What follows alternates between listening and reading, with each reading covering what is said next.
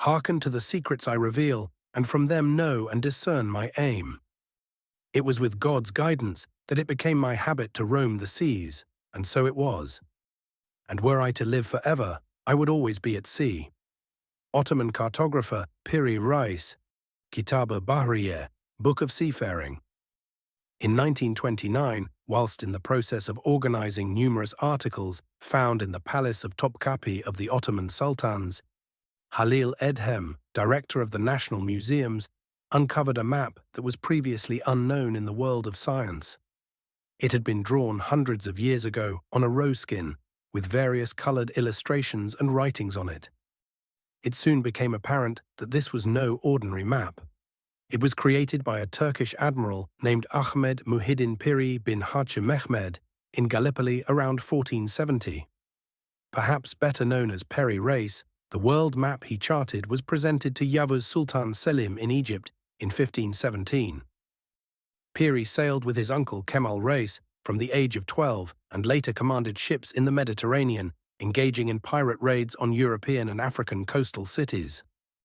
At the same time, he meticulously gathered geographic data, which he later compiled into his book, supplementing it with maps.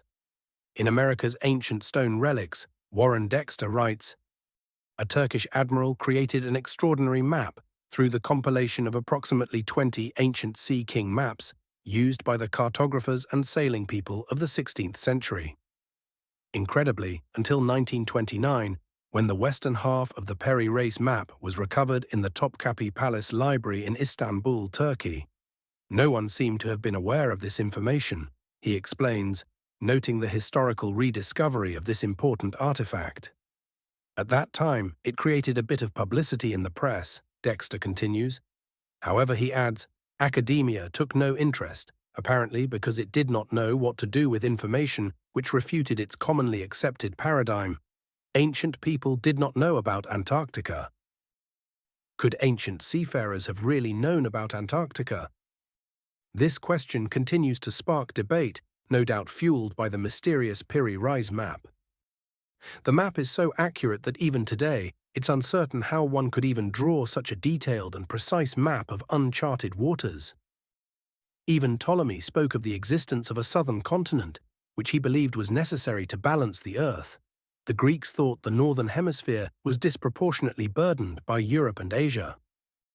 Following such proclamations, maps created as early as the 1500s began displaying a giant continent in the impenetrable southern reaches of the globe. However, while belief in the reality of this southern continent permeated antiquity, it was not until 1820 that verification of such a place actually occurred.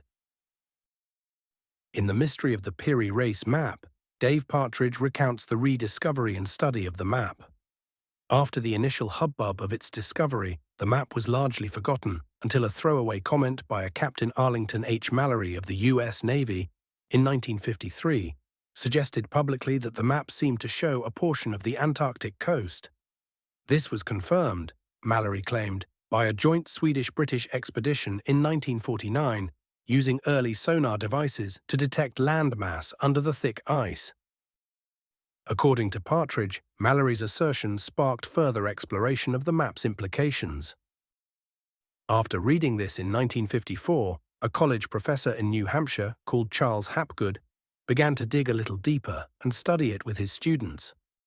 Partridge writes, "For 7 years," Partridge continues, "Hapgood and his students examined the map in depth, seeking to understand its origins and the advanced geographical knowledge it seemed to represent.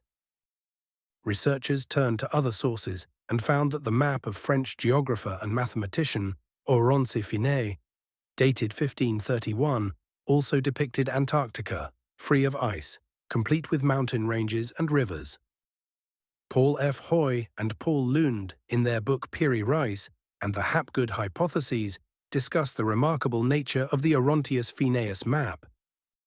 To even the most skeptical, the Orontius Phineus map is startling.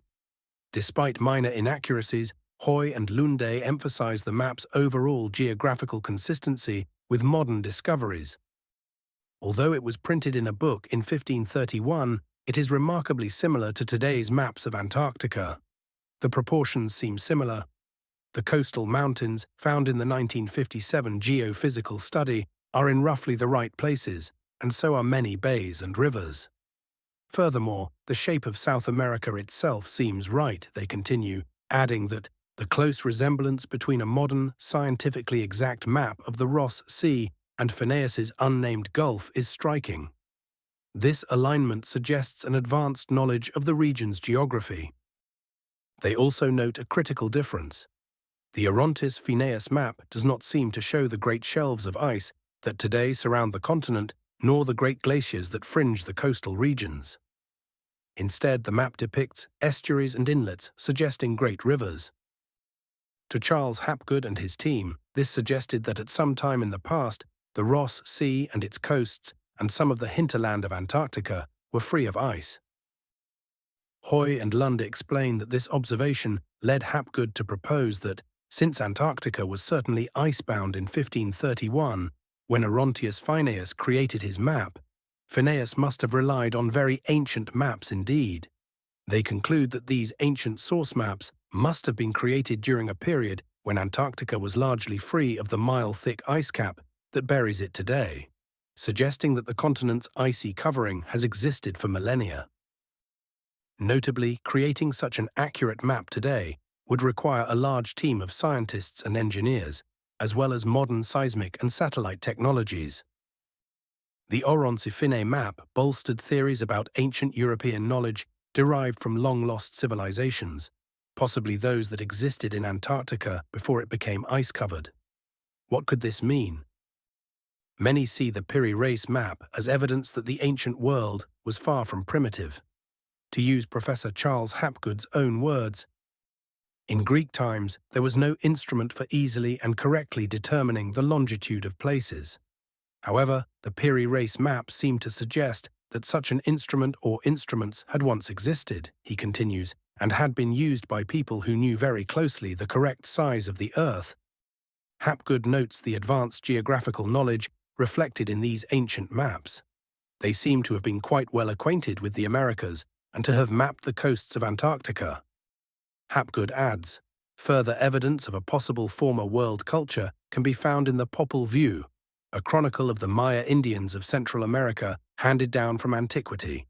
Within it, there is an unusual passage that seems to align with this concept. The first race, capable of all knowledge, examined the four corners of the horizon, the 4 points of the firmament, and the round circles of the earth. This description suggests a profound understanding of the world, possibly indicative of a lost civilization with advanced scientific and geographic knowledge. Unbelievable as it may appear, the evidence nevertheless indicates that some ancient voyagers traveled from pole to pole. Graham Hancock has highlighted the apparent anachronism of the map, suggesting it depicts knowledge far beyond the capabilities of 16th-century cartography.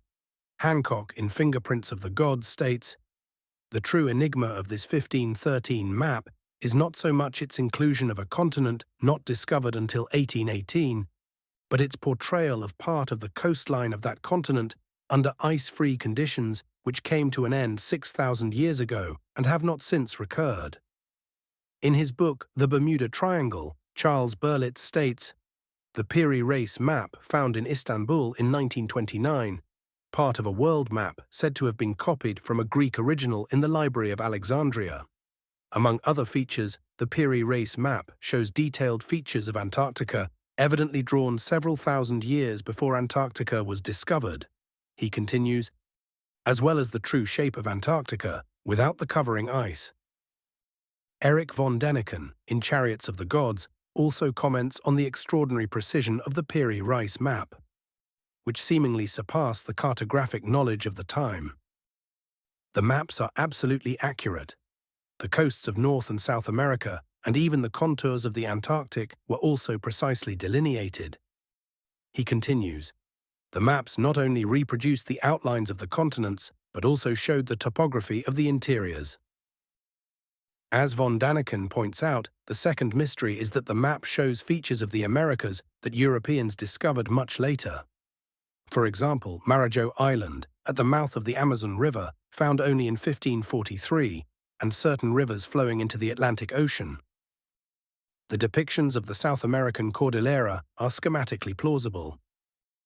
In Fingerprints of the Gods, Graham Hancock examines the remarkable features of the Piri Reis map, stating, "The map correctly shows the Amazon River rising in these unexplored mountains and thence flowing eastwards."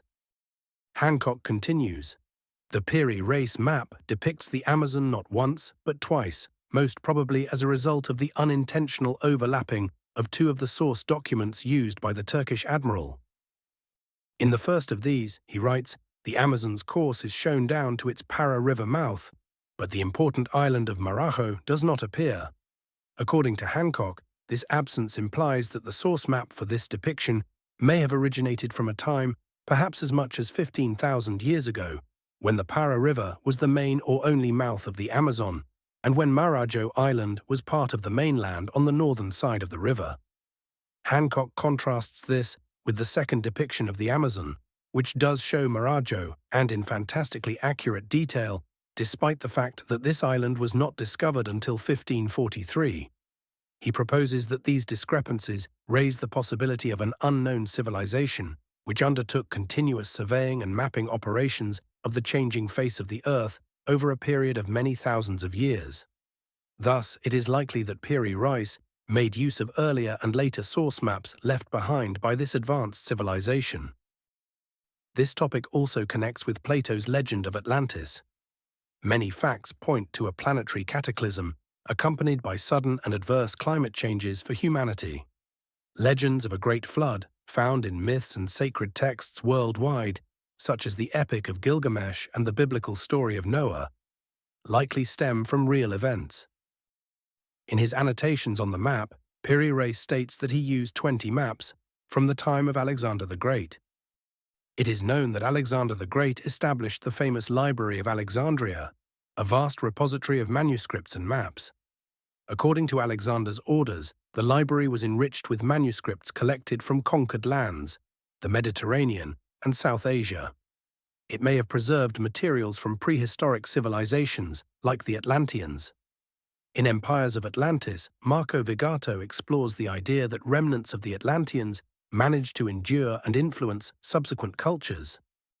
The events of the Younger Dryas and the end of the last Ice Age may have been catastrophic, but Atlantean civilization did not vanish overnight. Evidence shows that Atlantean civilization did, in fact, survive the cometary impacts at the beginning of the Younger Dryas, he writes, asserting that this advanced society weathered the initial phases of the cataclysm. During what I call the Neo-Atlantean period, between 10,961 and 9,600 BCE, Vigato continues, Atlantean missionaries visited virtually every corner of the world in an attempt to re-establish pre-cataclysmic civilization. He explains that these emissaries worked to revive the cultural and technological advancements of their lost world. Two main centers of Neo-Atlantean civilization emerged around this time, Vigato states, identifying Egypt and South America as key hubs for the survivors' efforts.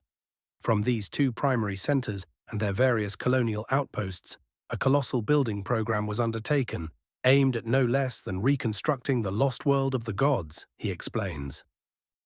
Perhaps these Atlantean refugees passed on knowledge of how to create such maps or preserved maps before their homeland sank beneath the sea. Were fragments of Atlantean maps indeed preserved in the Alexandrian Library? The library was considered the epicenter of global scientific thought, with luminaries like Claudius Ptolemy serving as its keepers. It was repeatedly plundered and burned, but its most valuable manuscripts were likely well protected. It's worth noting that maps and similar documents were kept as closely guarded state or commercial secrets. During the Age of Exploration, they were vital for navigating to lands rich in gold and slaves. For example, Christopher Columbus, a professional cartographer, used such maps for his voyages. So, how did the original creators of these maps produce such accurate portrayals of the Earth? Could it be that a clue has been staring us in the face all along? An article in the Coffer Times reports, one of the most interesting features of this map is its center point, which is located in Egypt. What's even more intriguing, the article continues, is that all points within 5,000 miles of Cairo are depicted with remarkable accuracy in terms of their shape and orientation. However, when it comes to lands that are farther away, such as South America, Australia, and Antarctica, the shapes appear distorted and out of proportion, the article notes. Believe it or not, this indicates that at least one of Piri Reis's source maps may have been taken from thousands of miles above Egypt. Interestingly, the article adds, Hapgood and mathematician Richard W. Strachan compared the map with modern satellite maps of the Earth. Surprisingly, they found that an Apollo 8 satellite photograph bears a striking resemblance to the Reis map. Could the ancient people have had technology that allowed them to fly high above the Earth? The article concludes. In Chariots of the Gods, Erich von Däniken further explains his theory regarding the Piri Reis map. Comparison with modern photographs of our globe taken from satellites showed that the originals of Piri Reis maps must have been aerial photographs taken from a very great height. Von Däniken suggests that the map's accuracy implies an advanced technological origin. How can that be explained, he asks, proposing a hypothetical scenario. A spaceship hovers high above Cairo and points its camera straight downwards. When the film is developed, the following picture will emerge. Everything that was in a radius of about 5,000 miles of Cairo is reproduced correctly because it lay directly below the lens. But the countries and continents become increasingly distorted the further we move our eyes from the center of the picture, he continues. Von Däniken attributes this distortion to the spherical shape of the Earth, which causes distant regions to sink downwards. South America, for example, appears strangely distorted lengthways, exactly as it does on the photographs taken from the USA lunar probes, he notes, drawing parallels between the map's distortions and modern space photography. There are one or two questions that can be answered quickly, he states. Unquestionably, our forefathers did not draw these maps, yet there is no doubt that the maps must have been made with the most modern technical aids, from the air. How are we to explain that? Von Däniken concludes, leaving readers with the provocative implication that advanced aerial technology may have existed in ancient times. He speculates that the level of detail present in the maps implies the use of technologies or methods far beyond what was available to 16th century cartographers. Unsurprisingly, von Däniken cites the Piri Reis map as strong evidence for extraterrestrial visits to Earth. If not an extraterrestrial creation, then how else might these maps have been created? Well, the answers may lie in the ancient texts of India. Researcher John Burroughs states, Sanskrit texts are filled with references to gods who fought battles in the sky, using Vimanas equipped with weapons as deadly as any we can deploy in these more enlightened times. Burroughs highlights the ancient accounts of advanced aerial technology described in Indian mythology. According to Indian scholar Acharya, Vaimanika Shastra deals with aeronautics, including the design of aircraft, the way they can be used for transportation, and other applications in detail. Acharya emphasizes the detailed and technical nature of this ancient Sanskrit text. The knowledge of aeronautics is described in Sanskrit in 100 sections, 8 chapters, 500 principles, and 3,000 slokas, including 32 techniques to fly an aircraft. Acharya continues, these descriptions, according to the scholar, suggest a sophisticated understanding of flight. In modern Kali Yuga, aircraft used are called Kritha Kavimana, which is flown by the power of engines by absorbing solar energies. Burroughs poses a thought-provoking question. The question that comes to one's mind is, what happened to this wonderful encyclopedia of aeronautical knowledge accumulated by the Indian savants of yore? He suggests that this vast repository of knowledge has been lost to time, leaving behind only fragments of its potential. Could the ancient Vimanas have aided in mapping the Earth thousands of years ago? Author Arjun Walia states, antiquity is full of stories of otherworldly beings, material objects and flying objects that according to today's thinking should not have existed. Walia points to ancient accounts that challenge our modern understanding of technology and reality.